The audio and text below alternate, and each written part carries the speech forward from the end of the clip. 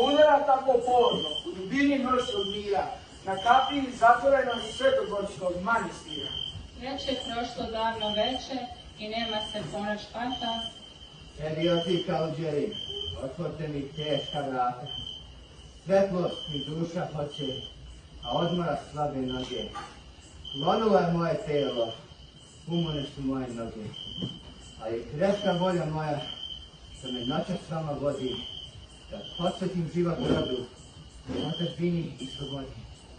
Prezrao sam carske dvore, carsku krunu i portiru. I sad, evo svetlo stražim u skromnom manastiru. Otvorte mi časni oci, manastirska teška vrata. I primite carskog sina od najmlađeg svog brata.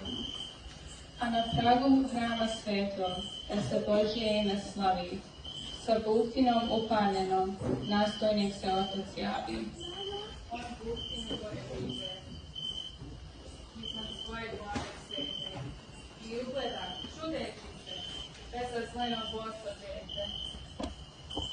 Visoko mu bledo čelo, pomračene puste vlasti, ali čelo uvišeno, božanstvena mudrost krasi.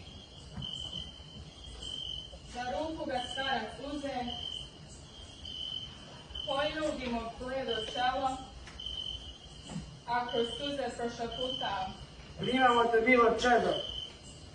Vekovi su prohujali od čudesne one noći, vekovi su prohujali i mnogi će još te proći. Al to dete još te živi, jer njegova živi slava. Jer to dete beše Rastko, sin Nemanji, sveti Sava.